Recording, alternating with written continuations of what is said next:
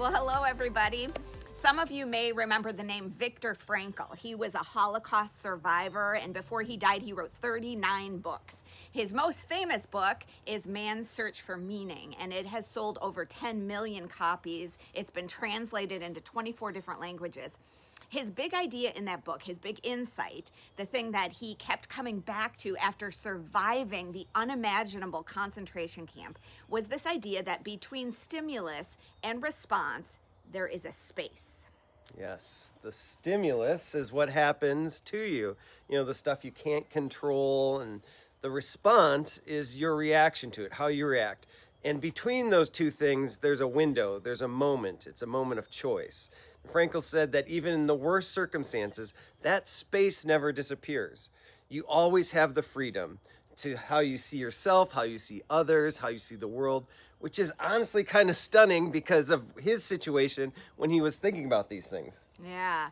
This past Sunday was Good Shepherd Sunday, and for followers of Christ in liturgical settings, there is this Sunday every year where we look at this rich imagery throughout the Bible of shepherds and sheep, and we return to it again and again. You know, the picture of the Lord is my shepherd in Psalm 23, and when Jesus says in John 10, I am the good shepherd. I'm the good shepherd who lays down his life for the sheep. That's Jesus's words. Yeah, and instead of just analyzing that, the invitation is to step into the image, like to actually sit in it, sheep and shepherd and wolves, and allow that to dwell our mind and to think about what that means for us. What does it mean to be a sheep? And I know that doesn't sound like a compliment. Right. But actually, sheep aren't trying to be God, right? They're creatures. They're not grinding or building empires for themselves. They're eating, they're resting, they're staying together. Sheep are creatures who are dependent, provided for. Yeah, and they recognize their shepherd's voice. They follow someone who knows the terrain because they don't fully know the way themselves, which is closer to us than we probably want to admit. Sheep also stick together with each other. A lone ranger sheep is a vulnerable sheep. They need one another, and we need one another. We need community. We need guidance.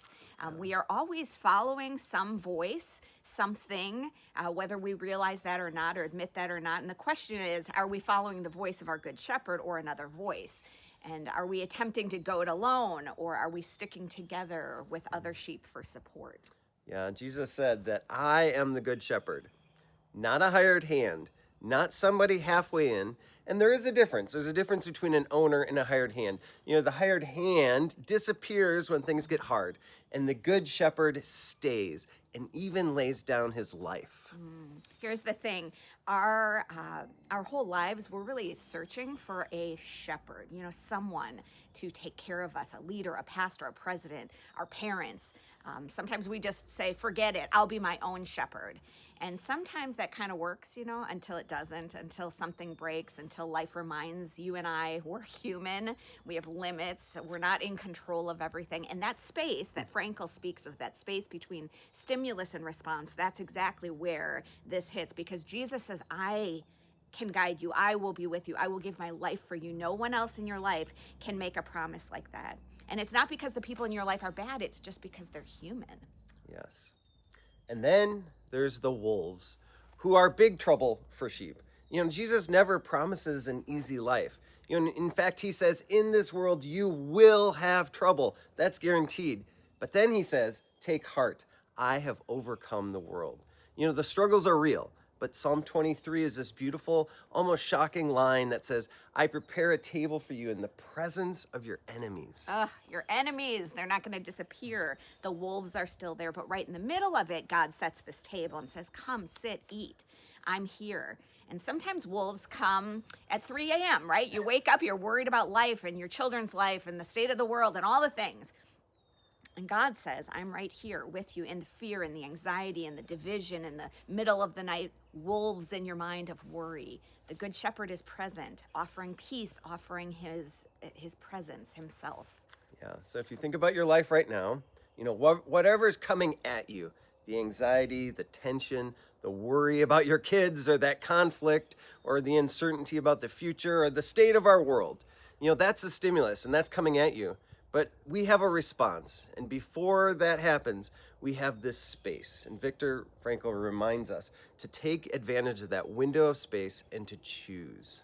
So in your mind's eye, you can know that God is preparing a table for you in the presence of your enemies, whatever they may be. You can imagine that anxiety is like a wolf at the table with you, but it's not the only one there. Your good shepherd is there too, and Christ knows what it's like to face darkness, to look darkness in the face and say, get behind me. And so you can take the hand of the one whose love for you knows no limits and say to the wolves in your life, get behind me, because you're not alone. Your good shepherd is with you at the table with you, and God is enough there. Yeah. So this week, we want to encourage you to sit in that space. You know, when something hard hits you and comes at you, pause. Remember, the shepherd is there too. You don't have to react out of fear, but you get to choose to respond. And that is the gift. All right, we will see you next time. Thanks for being with us today.